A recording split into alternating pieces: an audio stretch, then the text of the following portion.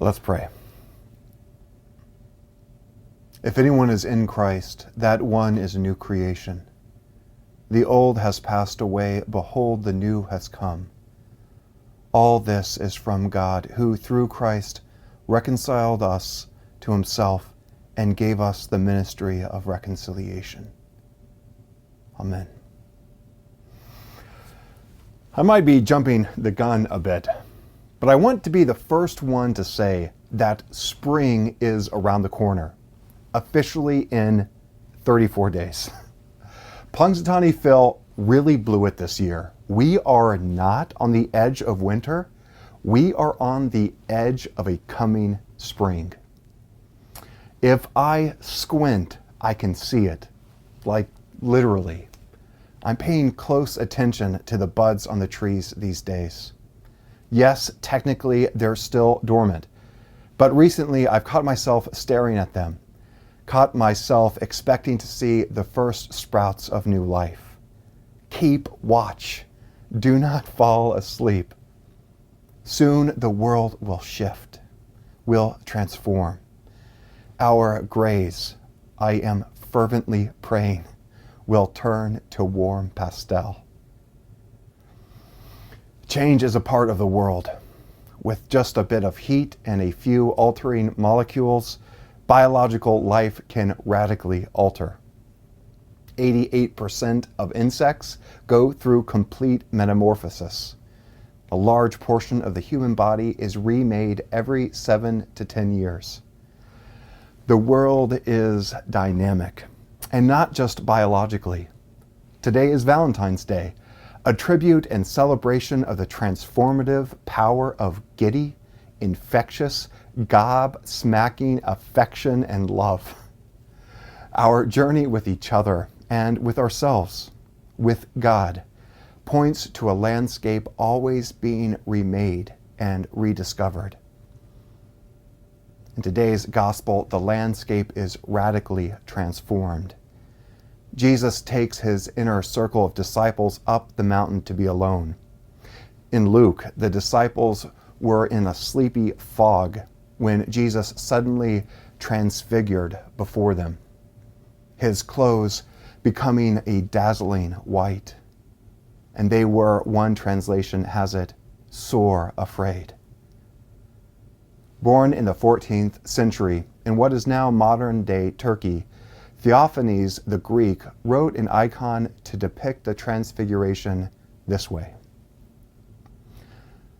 The sky is full of gold, a precious metal that does not tarnish and often represents the presence of God in iconography. But the earth is not alien. It is green and ordinary and full of jagged cliffs and rocks. Jesus is centered and surrounded by carefully crafted geometric shapes. Mandorla, the large circle that encapsulates Jesus, represents a luminous cloud, the open eye of the eternal realm. And two triangular-like chevrons or arrowhead shapes, one inverted, all layered behind Jesus, perhaps representations of the triune God. Jesus is flanked by Moses, holding the Torah, and Elijah, two men who also found God atop mountains. They are elevated with Jesus to show that Jesus has come not to reject the law and the prophets, but to embrace and fulfill what we now call Jewish sacred text. Down below, the disciples are scattered in fear and chaos. Peter, on the far left, being terrified and not knowing what to say, points to the hillside as a place to build shrines, commemorating God's inbreaking. Jesus appears to reject this well-intentioned suggestion as a form of idol worship, nothing more than fissures or tombs in the ground, something that one might fall into, something that might trap one into death. In contrast to the chaos and fear, Jesus brings peace and order. This peace and order is not sentimental or passive.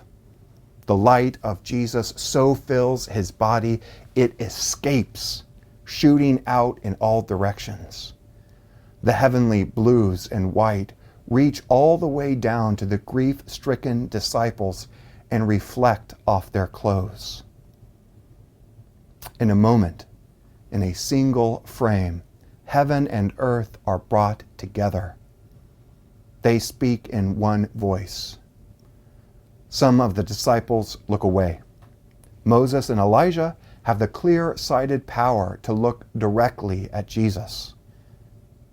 And to whom does Jesus look? To us. The Transfiguration happens almost dead center in the book of Mark. It harkens back to Jesus' baptism in the first chapter. And by placing Jesus in dazzling white, it also points forward to the very last chapters of his coming death and resurrection. In fact, just before Jesus takes the disciples up the mountain, he explains for the first time what true discipleship will mean for them.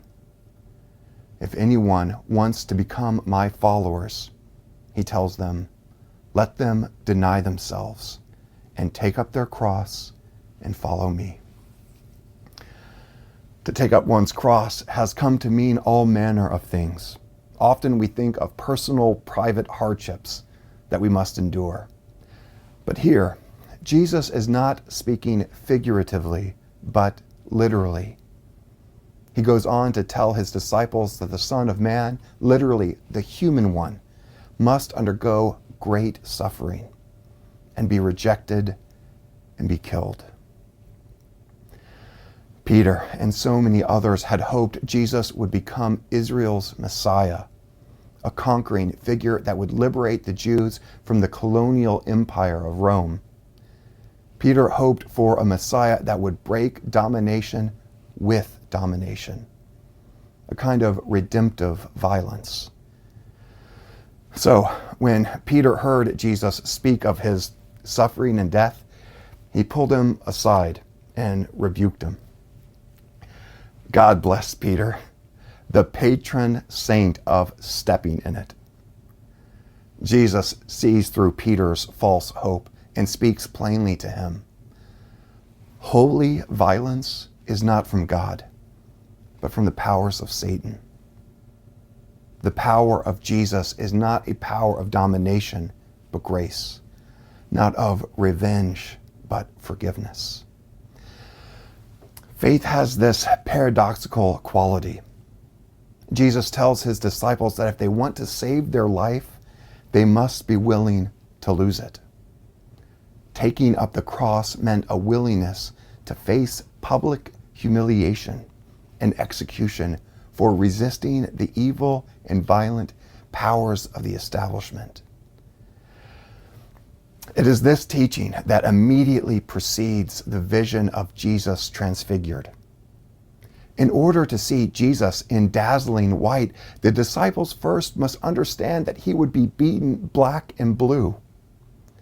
In order to see Jesus as one with heaven and earth, in order to see that the eye of heaven breaks through the soul and body of Jesus, they must understand that his calling will mean their full resistance and willingness to die as witnesses to the true love of God. On the mountain, the disciples hear a message from God. It is simple and to the point. This is my Son, the beloved. Listen to him.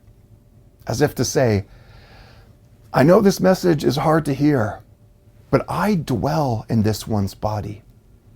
If you want to know me, you must know the one before you.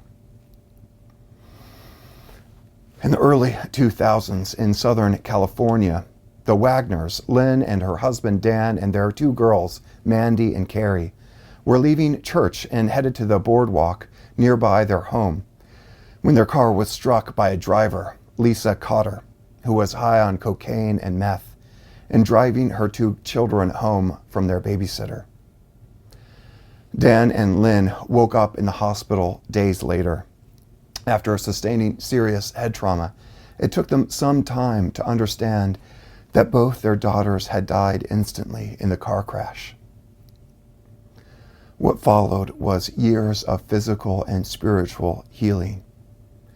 Dan at first blamed God. Why couldn't they have been a little bit later? Why couldn't he have died instead of his girls? Lynn woke up every day filled with anger and hatred towards the other driver, Lisa.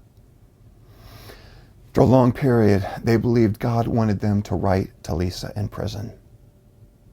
Lisa had pleaded guilty and found herself doubly imprisoned by the state, but also by an overwhelming sense of self-hatred, guilt, and shame.